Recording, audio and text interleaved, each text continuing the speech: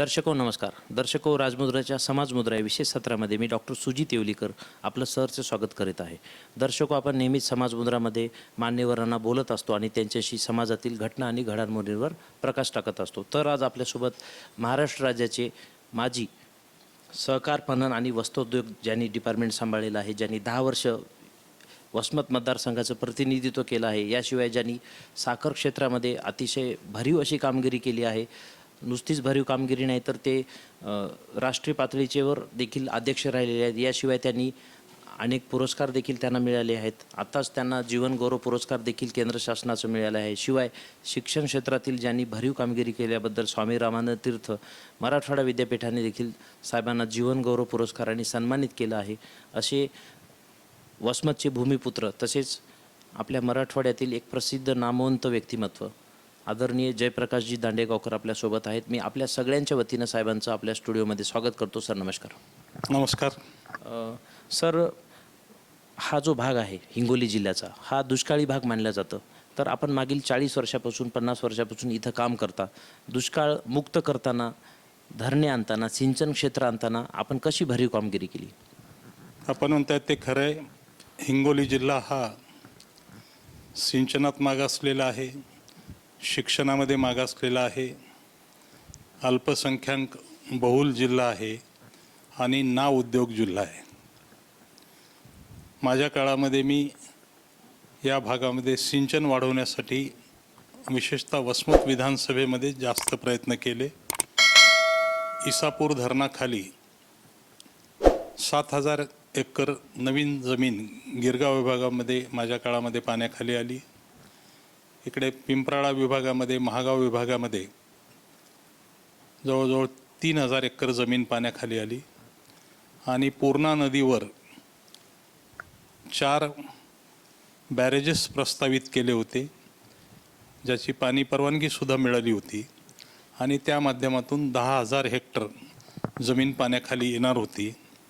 पण काही दप्तर दिरंगामुळं त्यावेळी ते झालं नाही. 14पर्यंत नंतर ते प्रलंबित राहिलं आणि आता 1-2 वर्षापूर्वी त्या सगळ्याला मान्यता मिळाली. ह्या सगळ्या प्रयत्नातून जवळजवळ 15,000 हेक्टर जमीन पाण्याखाली नव्याने येणार आहे.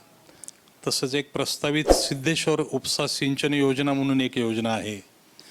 ती झाली तर डोंगरदऱ्यामध्ये सिंचनाचं 5,000 एकरनी क्षेत्र वाढणार आहे आणि डोंगरदऱ्यामध्ये 60 तळी जर केली तर त्याच्या पर्क्युलेशनचा फायदा होऊन जवळजवळ 12,000 एकर क्षेत्राला फायदा होणार आहे. दुसरा प्रस्ताव आम्ही मधल्या एका मीटिंगमध्ये जागतिक बँकेकडे देण्याचा प्रयत्न केला की एलदरी आणि सिद्धेश्वर धरणाच्या पाण्यातून सध्या फ्लो इरिगेशन आहे, प्रवाही माध्यमानंच पाणी दिले जाते. उद्या जिल्ह्याचा एक मास्टर प्लॅन केला तर एवढ्याच पाण्यामध्ये हिंगोली जिल्हा, ज्याचं लागवडीखालील क्षेत्र साधारण 5 लाख हेक्टर आहे, हे सगळं क्षेत्र पाण्याखाली येत आहे. मागे ते होऊ शकलं नाही, पण भविष्यात मायक्रो इरिगेशनद्वारे एवढ्याच पाण्यामध्ये हा जिल्हासुद्धा पाण्याखाली येऊ शकतो. बरं सर, ज्या काळामध्ये पाणी नव्हतं आपण पाणी आणलं, त्यानंतर दुसरी समस्या शिक्षणाची सोडवली. बहरजी स्मारक संस्था आपण स्थापन केली. आज असंख्य तरुण, कोणी अमेरिकेत आहे, कोणी इंग्लंडमध्ये आहे, कोणी कार्डिओलॉजिस्ट झालेला आहे, कोणी IT इंजिनियर देखील झालेला आहे. तर ग्रामीण भागामध्ये संधी नव्हती म्हणून मागास होता, परंतु संधीचं सोनं करणाराही तरुणाई आपण घडवलेली आहे. आज आपल्या अनेक संस्था आहेत. त्यासाठीच काल परवाच आपल्याला मराठवाडा विद्यापीठ स्वामी रामानंदने आपल्याला जीवन गौरवान्वित केलं आहे. तर ही संस्था टाकण्यामागे काय हेतू होता आणि आज त्यात संधीचं सोनं झालं का, आपल्याला वाटतं का तसं? या संस्थेच्या माध्यमातून वसमत विधानसभा आणि हिंगोली जिल्ह्यातील मुलांना दर्जेदार शिक्षण मिळालं पाहिजे ही कल्पना आहे. आजच्या शिक्षणामध्ये 2 प्रकार झालेत. काही फक्त डिग्री घेतात, कोणत्याही मार्गाने मिळेल ती प्रमाणपत्र घेतात. पण जिथं दर्जेदार शिक्षण मिळतं ती मुलं जीवनामध्ये उद्दिष्ट गाठवू शकतात. टॅलेंट, बुद्धी ही काही मुंबई, पुणे या मोठ्या शहरापुरती मर्यादित नाही. याही विभागात मुलांना जर त्या संधी मिळाल्या तर इथली मुलंसुद्धा वेगवेगळ्या क्षेत्रामध्ये निश्चितपणे यशस्वी होऊ शकतात आणि या शाळांच्या आणि शिक्षणाच्या माध्यमातून हा मी प्रयत्न करतो आहे. नुकताच बहिर्जी कॉलेजला नॅकचा ए ग्रेड मिळाला आहे. हिंगोली जिल्ह्यातील नॅकचा ए ग्रेड मिळणारं हे एकमेव कॉलेज आहे. बहिर्जी महाविद्यालय मॅट्रिकपर्यंतची जी शाळा आहे ती मराठवाड्यामध्ये 2 नंबर आलेली आहे. तिचंही पारितोषिक सुंदर माझी शाळामध्ये मिळालेलं आहे. एक चांगलं शिक्षण जर दिलं तर मला खात्री आहे की ही मुलंसुद्धा जागतिक स्पर्धेमध्ये उतरू शकतात. त्या दृष्टीनं हा प्रयत्न आहे. आता हे मध्ये सगळं जर परवानगी राज झालं आहे शिक्षणाच्या बाबतीत, प्राध्यापक प्राचार्य भरायचे तरी आम्हाला मंत्रालयापर्यंत जावं लागतं आहे. प्राचार्य ही तर प्रमुख नियमित गोष्ट रिकामी झाली तर त्या संस्थेलाच परवानगी पाहिजे की तुम्ही भरा, पण त्याच्या परवानगीसाठी सुद्धा 1-1 वर्ष लागतं. मी गेली 6 वर्ष झाली इन्चार्ज प्राचार्यावरती कॉलेज चालवतो आहे. हे आपल्यातले दोष आहेत. निर्णय प्रक्रिया आपण लोकशाहीमध्ये खूपच लांब ठेवलेल्या आहेत. शिक्षणाच्या बाबतीत प्रगत देशामध्ये बजेटच्या 14% खर्च होतो. आपल्याकडं बजेटच्या 3.5 ते 4% एवढाच शिक्षणावर खर्च होतो. ह्या सिस्टीम्स केंद्र सरकारनं राज्य सरकारनं बदलायला पाहिजे. 1 नंबरची प्रायोरिटी शिक्षणाला, आणि शिक्षणसुद्धा असं पाहिजे की केवळ तो प्रमाणपत्र घेणारा नाही, सुधारित पद्धतीमध्ये त्या शिक्षणाच्या माध्यमातून तो स्वतःच्या पायावर उभा राहायला, स्वतःचा पैसा कमवायला. मग त्याला फक्त नोकरी हा एकच पर्याय नाही, तर असं शिक्षण पाहिजे की त्याला जीवनामध्ये स्वतःच्या पायावर उभं राहता आलं पाहिजे. पण आता ही धोरणं राज्य पातळीवर आणि राष्ट्रीय पातळीवर ठरतात, त्यात आम्ही थोडे कमी पडतो. पण हा बदल झाला तर ग्रामीण भागातला मुलगासुद्धा बरोबरीनं व्यवसाय करू शकतो, नोकरीमध्ये येऊ शकतो, उद्योगधंद्यामध्ये येऊ शकतो, ही मला खात्री आहे. बरं सर, आपण शिक्षणामध्ये तर भरीव काम करतच आहात, सिंचनामध्येही काम केलं, शिवाय मग आपण ऊसामध्ये देखील काम केलं. ऊसामध्ये आपलं भरपूर मोठं काम आहे. राष्ट्रीय पातळीवर आपण अध्यक्ष होतात, आत्ता देखील आपण संचालक आहात. अनेक वेगवेगळ्या छोट्या मोठे इन्स्टिट्यूट असतात, त्या इन्स्टिट्यूटचे आपण काही ठिकाणी संचालक आहात, सदस्य आहात. तर सर, नुसतंच ऊस उत्पादन न करता त्याच्यापासून इथेनॉल पण तयार करावं, ही कन्सेप्ट आपल्याकडे कशी आली? मी ज्या वेगवेगळ्या कॉन्फरन्सेस अटेंड करतो तसं इथेनॉलचं 97 सुरुवात झाली होती. पण जोपर्यंत सरकारचा धोरणात्मक आधार होत नाही तोपर्यंत ती इंडस्ट्री पुढं जात नाही. 97ला सुरुवात झाली, पण मधल्या काळामध्ये त्याला काही रिस्पॉन्स राहिला नाही. या 10 वर्षामध्ये आत्ता इथेनॉल वाढावं या दृष्टीनं स्वतः केंद्र सरकारच प्रयत्न करतं आहे. त्यातून परकीय चलन वाचणार आहे आणि क्लीन अँड ग्रीन इंधन म्हणून इथेनॉलची ओळख आहे. 2च वर्ष झाली धोरण घेतलं आणि गेल्या वर्षी 7 डिसेंबरला पुन्हा त्या धोरणावरती बंदी आणली. हे जे धरसोड धोरणं आहेत सरकारची, यामध्ये उद्योगाची वाढ होत नाही. पूर्णा कारखान्यावरती वीज आहे, आम्ही 2012 पासून वीज तयार करतो, इथेनॉल करतो, कंपोस्ट करतो आणि आता स्पेंट वॉशपासून CBG हा गॅससुद्धा करण्याचा भविष्यात प्रयत्न आहे. त्यामुळे ऊस आता बहुआयामी, आणि शुगर इंडस्ट्री ही केवळ शुगर न करता एनर्जी, फार्म एनर्जी म्हणून डेव्हलप होते. लवकरच हिला एक वेगळी दिशा राहील. फक्त अडचण येते की साखरचं धोरण ठरवताना तिघाचं हित पाहिलं जातं. एक ऊस उत्पादकासाठी FRP ठरवली जाते, कामगारासाठी वेज बोर्ड ठरवलं जातं आहे, आणि तिसरं साखरेवरती केंद्र सरकारचं सगळं नियंत्रण आहे, किती विकावी किती नाही. म्हणजे एकाच वेळी उत्पादकाचं आणि ग्राहकाचं आणि कामगाराचं हित, या 3 घटकाचं हित बॅलन्स करण्यामध्ये ही इंडस्ट्री कायम अडचणीत राहिलेली आहे. एक मोकळं दीर्घ लांब धोरण या क्षेत्रामध्ये घेण्याची गरज आहे. साखर महिन्याला साधारण 1 ते 1.5 किलो एका माणसाला लागते, त्यापेक्षा साखर जास्त लागत नाही. 35 रुपये किलोची साखर त्याची भरपूर चर्चा होते आणि 20 रुपयाचं लिटर मात्र एका दिवसात पाणी पिऊन जातो माणूस. म्हणून अवास्तव काही गोष्टीला महत्त्व दिलं जातं आणि म्हणून ह्या इंडस्ट्रीची ग्रोथ होत नाही. बरं सर, आपल्या काळामध्ये भारताने विक्रमी साखरेचं उत्पादन केलं, त्यात महाराष्ट्र देखील 1 नंबरवर होता. आणि ही किमया आपण कशी साध्य केली? नाही, याला ज्या मोठ्या संस्था आहेत साखरेसाठी काम करतायत, विशेषतः वसंतदादा शुगर इन्स्टिट्यूट, कोइंबतूरचं केन ब्रीडिंग सेंटर, या दोघांनी नवीन जाती अशा शोधून काढल्यात की एकरी उत्पादन त्याचं खूप चांगलं वाढतंय. त्याच्यामुळं महाराष्ट्रामध्ये हे उत्पादन पर एकर उत्पादन पूर्वी एकरी साधारण 28 ते 30 टन यायचं. बरं. या नव्या सुधारित जातीमुळं आता सरासरी उत्पन्न 40 टनापर्यंत एकरी गेल्यामुळं आपण साखरेच्या बाबतीत स्वयंपूर्ण होऊन इथेनॉलकडं वळलो. मधल्या काळामध्ये काही साखरे एक्सपोर्ट केली. त्याचं श्रेय ह्या संशोधन संस्थांनी शोधलेल्या ऊसाच्या वाणाला जातं. आम्ही थोडंसं त्याच्यामध्ये धक्का देण्याचं काम केलं. बरं सर, शिक्षण, सहकार आणि कारखानदारीनंतर थोडंसं राजकारणाकडे आपल्याला घेऊन येतो. आपण राष्ट्रवादीच्या स्थापनेपासून शरद पवारांसोबत आहात. आर पाटील असतील, सूर्यकांत पाटील असतील, किंवा माधवराव पाटील किर्णाकर असतील, किंवा क्षीरसागर साहेब असतील आपल्या बीडचे, कमल किशोर कदम जे असतील, आमचे शामरावजी कदम असतील, आपण आहात. ही सगळी फळी आधीपासूनच सहकार क्षेत्रात आहे. या सगळ्या फळीचं व्हिजन देखील असतं. वरवरचं राजकारण न करता तळागाळापर्यंत दीर्घकालीन टिकावं असं व्हिजन देखील शरद पवारांसारखं आपलं देखील आहे. तर सर, अचानकच पक्षफुटी झाली, चिन्ह पळवण्यात आलं, त्यानंतर पक्षाचं नाव देखील पळवण्यात आलं. एक सामान्य कार्यकर्ता म्हणून आपल्याला हे सगळं कसं वाटलं बघताना?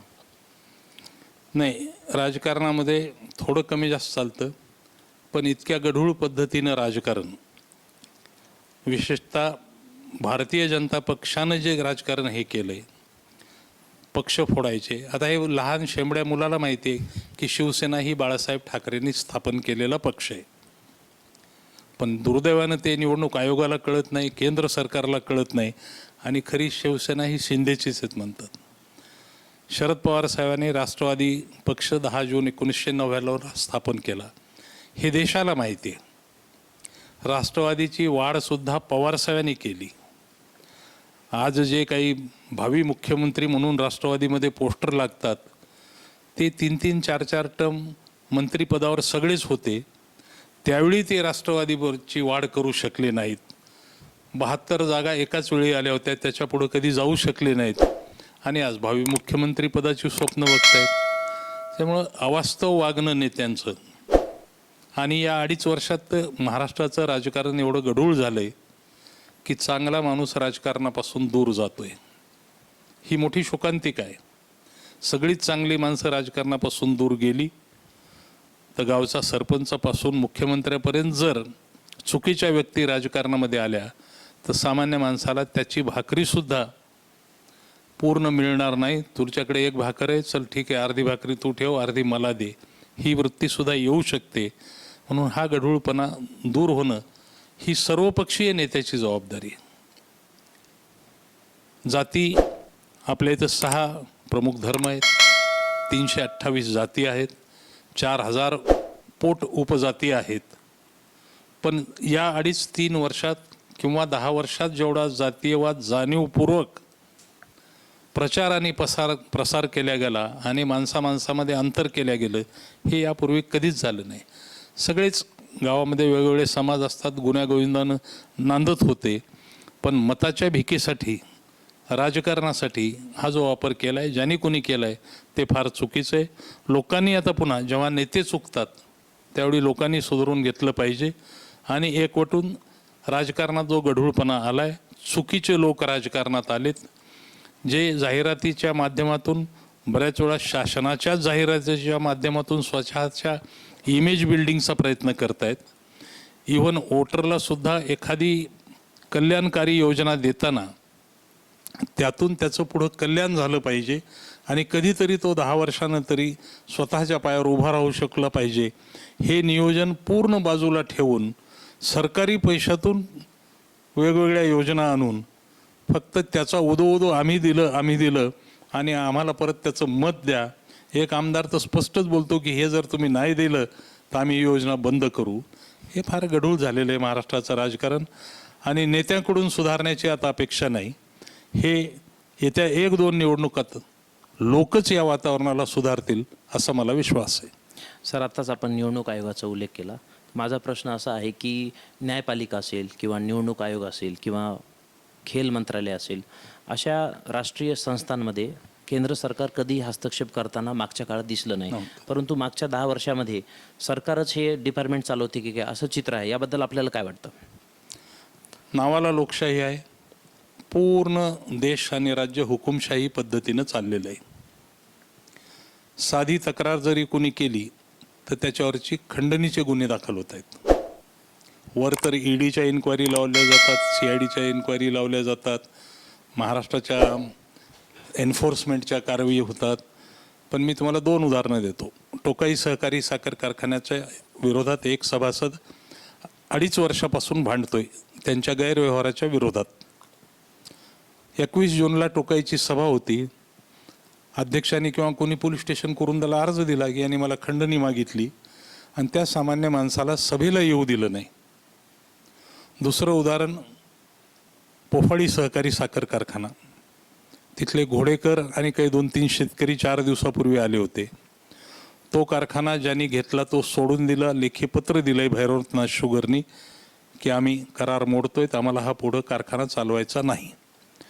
त्यानंतर कराराचं पत्र आल्यानंतर कारखाना कुणालाही हँडओव्हर न करता 2 ट्रक माल कारखान्यातून भरून बाहेर जात होता लोखंडाचा. काही सभासदांनी तो अडवला, आता तुम्ही कारखाना सोडाय तिथून माल कसा बाहेर नेता. त्या ट्रक कारखान्यात परत गेल्या, पण 2-3 लोकांवर 50,000 रुपये खंडणी मागितली म्हणून केस झाली.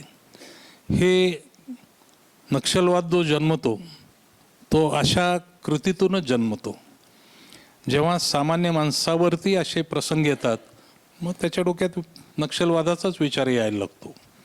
तर हे घडू नये म्हणून बरं झालं लोकसभेमध्ये काही प्रमाणात का होईना गुरूर उतरलाय आणि विधानसभेमध्ये तर महाराष्ट्रात पूर्णपणे गुरूर उतरणार आहे अशी मला खात्री आहे. जनता एकीकडे नाराज आहे, शेतकऱ्यांचे प्रश्न मिटत नाहीत, पेपर फुटी आहे किंवा त्यानंतर पूजा खेडकर प्रकरण आपण पाहतो. बोगस IAS ऑफिसर आपल्या उरावर टाकला जातो आणि ते कुठल्या तरी सोशल मीडियातून उघडकीस येतो. पुण्यामध्ये 300 कोटीचे ड्रग्ज सापडतात. काल परवाच भिवंडी येथे गुजरात ATSनी कारवाई केली आणि तिथं देखील 200 कोटीचं त्यांनी ड्रग उचललं. महाराष्ट्र पोलिसला हे माहीत देखील नव्हतं. तर आपण शिक्षेचं माहेरघर म्हणून पुण्याला ओळखतो.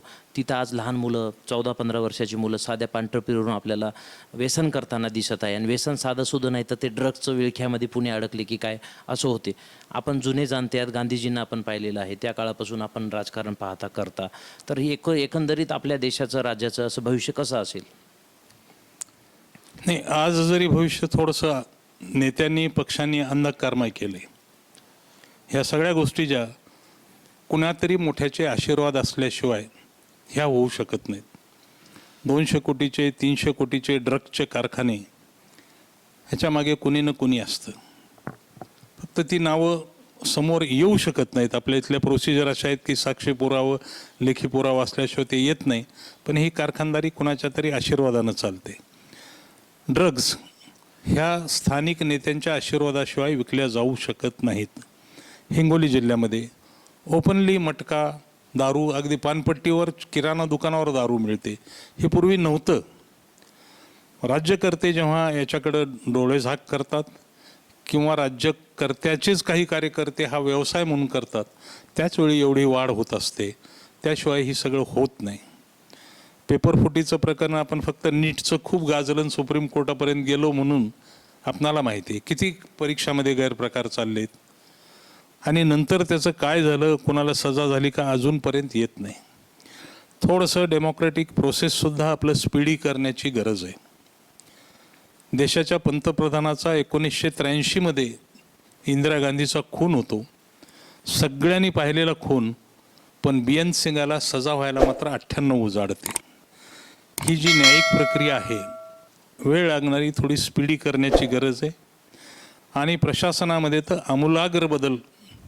एक पूजा खेडकरचं प्रकरण उघड पडले, असे अनेक बोगस प्रमाणपत्रावरती लागलेले पुष्कळ लोक नोकऱ्यामध्ये आहेत. आदिवासीच्या ठिकाणी काहीतरी 20,000 शिक्षक लागले असा 2004-05 मधला एक अहवाल आहे. बरोबर. पण पुढे त्याचं काही झालं नाही.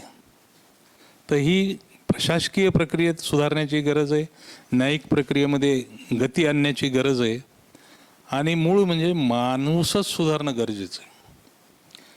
लोकप्रतिनिधी खराब असला तुम्ही 5 वर्षाला आमदार, खासदार, सरपंच बदलू शकता. अधिकारी खराब असला तर त्याची सुद्धा इन्क्वायरी वगैरे करून काही बदल करता येतो. लोकशाहीमध्ये आता हे बनवणाराच जर थोडासा वेगळ्या आमिषाला बळी पडायला लागला तर त्यातून मग हे असे पक्ष आणि असे नेते जन्माला येतात. म्हणून सामान्य माणसानं बदलून घेतलं पाहिजे. आज कुठल्याच कार्यालयामध्ये, कुठल्याही कार्यालयात जा तुम्ही, दिवसभरात एक माणूस बाहेर ठेवा कार्यालयाचे की कोणाचं फुकट काम झालं.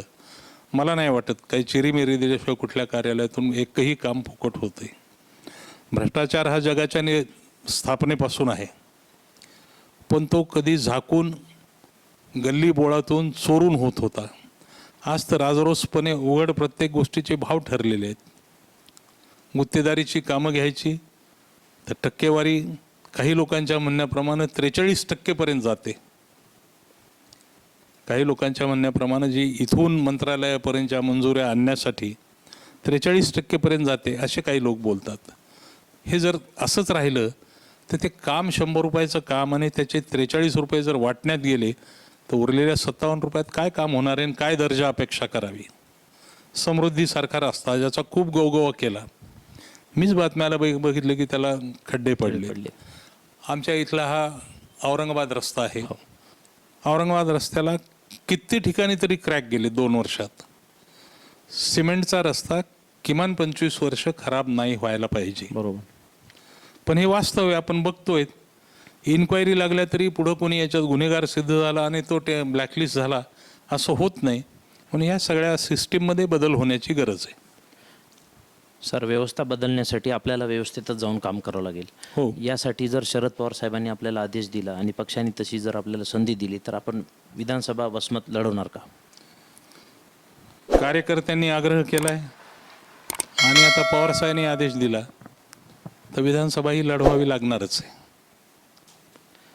बरं सर, विधानसभा 2024साठी आपण इच्छुक असाल तर भविष्यामध्ये काय व्हिजन आपण घेऊन याल किंवा आपली काय ब्लूप्रिंट तयार आहे का विधानसभेसाठी? इच्छेपेक्षा सैनिकानं लढाईची तयारी ठेवली पाहिजे आणि भर डोळ्याने जर दिसत असेल की मतदारसंघ आणि जिल्हा बिघडलाय, मग त्यावेळी मनात असो का नसो समाजाचं आरोग्य चांगलं राहण्यासाठी, लोकांमध्ये मानसिक शांतता राहण्यासाठी, त्यांच्या मदतीसाठी निवडणूक ही लढवायची असते. त्यामुळे मला नव्हतं राहायचं उभं, मी मोकळं सांगतो अगदी. पण मला मध्ये तो एक शुगर टेक्नॉलॉजिस्ट असोसिएशननं पारितोषिक दिलं लाईफ टाईम अचिव्हमेंटचं. त्या प्राईजच्या निमित्तानं मला अनेक जण, म्हणजे जवळजवळ 125 गावचे लोकांना भेटायला आले मतदारसंघातले. निमित्त गुच्छ देण्याचं होतं आणि नंतर प्रत्येकजण विषय कळत होता की भाऊ तुम्हाला उभं राहावं लागतंय, भाऊ तुम्हाला उभं राहावं लागतंय. मी टाळत होतो, सांगतो बघू करू. पण जास्त आग्रह झाल्यानंतर एके दिवशी इथंच 100-200 कार्यकर्ते जमले आणि पार रडारडी झाली की तुम्हाला उभं राहावं लागतंय. मग त्या दिवशी त्यांना सांगितलं ठीक आहे, आता तुम्ही एवढे सगळे म्हणता तर 7 तारखेला कार्यकर्ते, साधारण 2000 कार्यकर्त्यांना निरोप होता. आमचे 200 गाव आहेत, एकेका गावात 8-10 माणसाप्रमाणे मी 2000 कार्यकर्त्यांना निरोप दिला होता. पण जवळजवळ 7000 लोक आले आणि त्या सगळ्यांनी भावना व्यक्त केली की तुम्हाला उभं राहावंच लागतं. मीही त्या दिवशी त्यांना मान्यता दिली. शेवटी लोकांच्या भावनेपेक्षा, लोकांच्या प्रश्नापेक्षा आपल्या मनात काय हा विषय बाजूला ठेवून आपण लोकांसोबत राहिलंच पाहिजे. त्याप्रमाणे मी आता राहायचं ठरवलंय. बरं सर, ही जागा महाविकास आघाडीला असणार आहे. महाविकास आघाडीकडून यापूर्वी राजू नवघरे हे आमदार होते, परंतु काही कारणामुळे ते अजित पवार गटामध्ये गेले. तर आता ही गुरु विरुद्ध शिष्य अशी लढत असेल का? आपल्याला काय वाटतं? गुरु आणि शिष्य जेव्हा एका पक्षाचे आणि एका विचाराचे होतो तेव्हा, आता गुरु एका पक्षात, गुरुचा एक विचार राष्ट्रवादी शरदचंद्र पवाराची विचारधारा वेगळी, अजितदादाची विचारधारा वेगळी आणि ते अजितदादा सोबत गेलेत. त्याच्यामुळे ही दोन गुरु आणि शिष्याची लढाई म्हणण्यापेक्षा ही दोन पक्षातील लढाई आणि तत्वासाठी अजिबात नाही. बरोबर. तत्वासाठी दोन मतं होऊ शकतात, मतभिन्नता होऊ शकते, पण हे केवळ अजितदादाकडे गेले, शिंदेकडे गेले, ज्यांना ओळख शरद पवारामुळं मिळाली, ज्यांना ओळख बाळासाहेब ठाकरेमुळं मिळाली, ते जर माणसं गेलेत तर तिथं पर्याय म्हणून आम्हाला सुद्धा मग काही नाती विसरून आम्हाला सुद्धा रणांगणामध्ये यावं लागणार आहे. त्याप्रमाणे तयारी आहे. सर, याशिवाय दुसरा मुद्दा महाराष्ट्रात गाजच आहे, ते मराठा आरक्षण. सोबतच जरांगे पाटील उपोषणाला बसतात, त्यांची तब्येतही खालावत आहे. कधी कधी चालताना त्यांना काठी घेऊन चालावं लागत आहे. पायऱ्या चढताना थरकाप होताना आम्ही प्रत्यक्ष पाहिलेलं आहे. असं असताना जरांगे पाटलाची खिल्ली उडवताना नारायण राणे दिसत आहेत, त्यांची 2 मुलं दिसत आहेत, किंवा प्रवीण दरेकर असतील, प्रसाद लाड असतील. या पद्धतीनं ही जी त्यांच्यावर टीका होत आहे, जेरी टीका, यावर आपलं काय मत आहे? नारायण राणेचं मुख्यमंत्रीपद असेल, नारायण राणेचं महाराष्ट्राला कॉन्ट्रीब्युशन काय? केंद्रात मंत्री झाले असतील, राज्यात मुख्यमंत्री झाले असतील, पण ते सिंधुदुर्ग जिल्ह्याच्या बाहेर नाहीत. त्याच्यामुळे त्यांच्या टीकेला आम्ही फार महत्त्व देत नाही. आणि हे आता प्रवीण लाड असतील, दरेकर असतील, हे सगळे ताकावरचे आहेत. यांची तर हस्ती नाही, महाराष्ट्राला ओळखही नाही, नावही माहीत नाहीत. जरांगे पाटलाचा प्रश्न अगदी योग्य आहे. कधी हा समाज सधन होता, जमीनदार होता, गावामध्ये प्रमुख वर्ग म्हणून हा मोडत होता, पण मागच्या 50-60 वर्षाच्या परिस्थितीत घरं कुटुंब विभक्त होत होत होत आज जवळजवळ सगळे अल्पभूधारक झालेले आहेत. त्या अल्पभूधारकाची पंचायत अशी की त्याला चरित्र घर चालवण्या एवढंच सुद्धा, पोट भरण्या एवढं सुद्धा उत्पन्न होत नाही. मोदीजींनी सांगितलं आम्ही 1.5 भाव देऊ, दुप्पट उत्पन्न करू, 1.5 उत्पन्न करू आणि दुप्पट भाव देऊ. पण तेच मोदीजी 1 वर्ष दिल्लीच्या सीमेवर शेतकरी उपोषणाला बसतात आणि त्याचा ब्रश सुद्धा काढत नाही. म्हणून ही फक्त भाषणं आणि जाहिरातीचे सरकार आहेत. या देशाचा प्रमुख कणा घटक शेतकरी आहे. त्याच्यामुळे शेतकऱ्याच्या बाबतीत तर भारतीय जनता पक्षाच्या काळात फार दुर्लक्ष झाले. ते पुन्हा एकदा जर महाराष्ट्रात महाविकास आघाडी सरकार आलं तर महाराष्ट्रातला शेतकरी सुधारण्याचा निश्चित त्यातून प्रयत्न होईल. आणि समाजाचा जो प्रश्न आहे, याच समाजाला 61-62 पंजाबराव देशमुख नांदेड आणि औरंगाबादला एक बैठक घेतली होती. त्यांनी विदर्भामध्ये कुणबी लिहायला सुरुवात केली होती. त्यावेळचे जे प्रमुख कारभारी होते, काही देशमुख मंडळी, काही पाटील मंडळी, प्रत्येक गावची मोठ्या, त्यात माझे आजोबा हनुमंतराव पाटीलही दांडेगावचे होते. या सगळ्यांना नांदेडला बैठकीला बोलावलं होतं आणि त्यांनी सांगितलं होतं की तुम्ही कुणबी लिहा. एक बैठक त्यांनी औरंगाबादला सुद्धा घेतली होती की तुम्ही सगळे कुणबी लिहा, आम्ही विदर्भामध्ये कुणबी म्हणून लिहितोय. त्या सगळ्यांनी बाजूला बसून विचार केला आणि त्या पद्धतीमध्ये, त्या प्रचलित स्थितीमध्ये त्यांना असं वाटलं की हे थोडं कमीपणाचं आहे, म्हणून त्यावेळी त्यांनी नम्रपणे नकार दिला. पण 60-70 वर्षानंतर आज परिस्थिती अशी झाली की खरंच यांना सुद्धा शासनाच्या योजनेतून वर येण्यासाठी मार्ग निघाला पाहिजे. त्यात जरांगे पाटलाची भूमिका सर्व लोकांनी मिळून याच्यामध्ये मार्ग काढला पाहिजे. मग तो कुठल्या पद्धतीने काढायचा हे शासनामध्ये जे आहेत, सरकारमध्ये जे आहेत तेच ठरवू शकतात. बाहेरचे काही याच्या बाबतीत सांगू शकत नाहीत, पण यातून मार्ग निघायला पाहिजे हे निश्चित आहे. सर, मागच्याच महिन्यामध्ये बिहार राज्यानं दिलेलं 72% आरक्षण सुप्रीम कोर्टाने रद्द केलं, परंतु केंद्र शासनाने दिलेलं EWS आरक्षण मात्र टिकलं. हो. मग हे केंद्राचा जर विषय असेल तर केंद्र हा चुटकीमध्ये हा प्रश्न सोडू शकतो, तर इथं केंद्राची आपल्याला उदासीनता वाटते का मराठा आरक्षणासंदर्भात? न्यायालय हे जे काही लेजिस्लेटिव्ह असेंब्ली आहे किंवा लोकसभा आहे, यांनी जे कायदे केले त्याचं इंटरप्रिटेशन करतं. आज प्रचलित कायद्याप्रमाणे त्यांनी इंटरप्रिटेशन करून बिहारचं रद्द केलं. हो. पण केंद्र सरकार या कायद्यात बदल करू शकतं, घटनेत बदल करू शकतं, ती भावना नाही. म्हणजे स्वतः पंतप्रधान एवढे गर्विष्ठ आहेत, ह्या प्रश्नावर कुठं महाराष्ट्रात एखादा शब्द काढला का त्यांनी? ज्या आंदोलनाची धग जगानं नोंद घेतलेली, जिल्हा प्लेसला 1-2 लाखाचे शांततापूर्ण मोर्चे, 30-35 मोर्चे, कुठल्याही जगातल्या नेत्याची सभा झाली नाही एवढी अंतरवालीला सभा होणं. पण याच्याकडे पंतप्रधान असं बघायला सुद्धा करत नाही काय आहे म्हणून. त्याच्यामुळे पूर्णपणे उदासीनता आहे. केवळ सेल्फ सेंटर्ड, आत्मकेंद्रित माणूस आहेत. विरोधी पक्ष विभागलेले आहेत. विरोधी पक्षाकडं तेवढ्या तोडीचा चेहरा नसल्यामुळं खरं म्हणजे यावेळी भाजप आली, नाही तर भाजप यावेळी देशामध्ये नव्हती. पण मतदार बदल करताना पर्यायसुद्धा बघत असतात, आणि सक्षम पर्याय असेल तर निश्चित बदल होत असतो. येणाऱ्या पिढ्यात तरी नवीन नेतृत्व घडावं आणि हा बदल व्हावा. आणि भारतीय जनता पक्ष हा तर एक मर्यादित लोकांपुरता पक्ष आहे. हा सगळ्या 140 कोटी लोकांच्या प्रश्नाकडे लक्ष देणारा पक्ष नाही. म्हणून सर्व जाती धर्मांना सेक्युलर म्हणून सोबत घेऊन जाणारे पक्षच या सगळ्या पक्षांनी एकत्र आलं पाहिजे आणि पुन्हा एकदा या देशात जे प्रश्न निर्माण झालेत ते सोडवावे असं मला वाटतं. मराठा आरक्षणाबद्दल आपली स्वतःची आणि पक्षाची काही भूमिका असेल तर आपण स्पष्ट करावी. समाज म्हणून आमची भावना वेगळी नाही. समाज म्हणून आम्ही बिलकुल सोबत आहोत आणि न्याय मागणी आहे. फक्त आता कायदेशीर मार्ग राज्य सरकार काढू शकत नाही. याला केंद्रानेच मार्ग काढायला पाहिजे, तरच यात मार्ग निघणार आहे. चेन्नईमध्ये, मद्रासमध्ये आहे ना 50% जास्त रिझर्वेशन. त्याच्यामुळे याला जोपर्यंत केंद्र सरकार हस्तक्षेप करत नाही तोपर्यंत मार्ग निघणार नाही. याच्यामध्ये केंद्राचाच हस्तक्षेप आवश्यक आहे.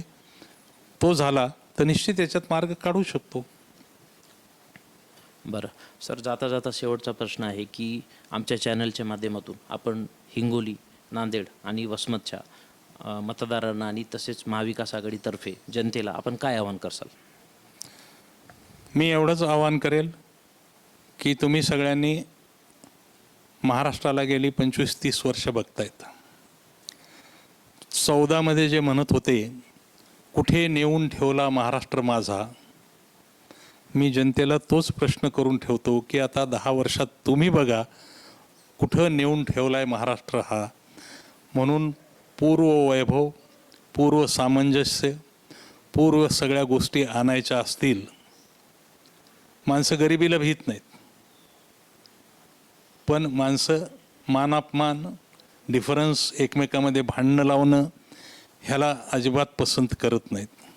म्हणून ह्यांनी जो चुकीच्या ठिकाणी महाराष्ट्र नेऊन ठेवला आहे त्याला दुरुस्त करायचं असेल तर महाविकास आघाडी हा एक जनतेसमोर पर्याय आहे. मी तमाम जनतेला विनंती करतो की तुम्ही हे दुरुस्त करू शकता. आम्हाला शक्ती दिली तरच आम्ही शक्ती ही दुरुस्तीला पुढे वापरू शकू. म्हणून आपल्या सगळ्यांना विनंती आहे की जे म्हणून महाविकास आघाडीचे उमेदवार या तिन्ही जिल्ह्यात आहेत, कदाचित गरीब असतील, ज्ञानाने काही ठिकाणी कमी असतील, पण निदान उच्छाद मांडणारे हे महाविकास आघाडीचे उमेदवार नाहीत. म्हणून आपल्या सगळ्यांना विनंती करतो की येत्या विधानसभेच्या निवडणुकीमध्ये आपण सगळ्यांनी महाविकास आघाडीच्या पाठीशी उभं राहावं. जो भयमुक्त आणि भ्रष्टाचार मुक्तची भाषा करून मोदीजींनी सत्ता मिळवली होती आणि आज फक्त सगळा समाज तणावाखाली वागतायत, भ्रष्टाचार बोकाळलेला आहे, याला दुरुस्त करण्याची ताकद आम्ही महाविकास आघाडीमध्ये ठेवतो. मतदारांनी संधी दिली तर मी एका दिवसात मतदारसंघातले सगळे अवैध धंदे बंद करतो. 1 डे, 24 तास, काहीच अवघड नसतं. अधिकारी संरक्षण असल्याशिवाय ह्या चुकीच्या गोष्टी करत नाहीत. त्याच्यामुळे एका दिवसामध्ये हे दुरुस्त करायचे, करता येते. लोकांनी संधी दिली तर हे सगळंच बिघडलेलं सामाजिक आरोग्य, भय आणि भ्रष्टाचार पसरलेला आहे, या सगळ्याला आम्ही दूर करू, एवढंच जनतेला आश्वासन देतो. सर, आपण राजमुद्राला वेळ दिलात, आमच्याशी चर्चा केली, यासाठी मी आपला अत्यंत आभारी आहे. वेळोवेळी आम्ही आपल्याला भेटत जाऊ, आपल्याकडून आपलं मत जाणून घेत जाऊ. सर, आपण वेळ दिलात, धन्यवाद. धन्यवाद आणि नमस्कार. तर दर्शको, हे होते महाराष्ट्र राज्याचे माजी राज्यमंत्री जयप्रकाशजी दांडेकर. यांच्याशी आपण शिक्षण असेल, कृषी असेल, कारखानदारी असेल, साखर क्षेत्र असेल, गुन्हेगारी असेल, सगळ्याच जरांगे फॅक्टर असेल किंवा मराठा आरक्षण असेल, अशा अनेक विषयावर चर्चा केली. प्रत्येक प्रश्नाला त्यांनी त्यांच्या शैलीत उत्तर दिले. मला जर वेळ दिला, मला जर संधी दिली, तर मी 24 तासामध्ये इथली अवैध धंदे बंद करून दाखवेल, असा स्पष्टपणे उल्लेख देखील साहेबांनी केला आहे. ही मुलाखत कशी वाटली, आमच्या चॅनलच्या माध्यमातून आपण जरूर कळवा. आपले जर काही प्रश्न असतील, आपल्या मतदारसंघातील काही प्रश्न असतील, ते देखील आपण कमेंट करा. ती कमेंट देखील आम्ही साहेबांजवळ आमच्या चॅनलच्या माध्यमातून जरूर पोचवू. इथंच मी आपली रजा घेतो. कुठे जाऊ नका, बघत राहा फक्त आणि फक्त राजमुद्रा न्यूज लाईव्ह. धन्यवाद. मनोरंजनाचं प्रबोधन, करमणुकीचं उद्बोधन, बातमी अचूक, माहिती बिनचूक. पाहत रहा राजमुद्रा न्यूज लाईव्ह.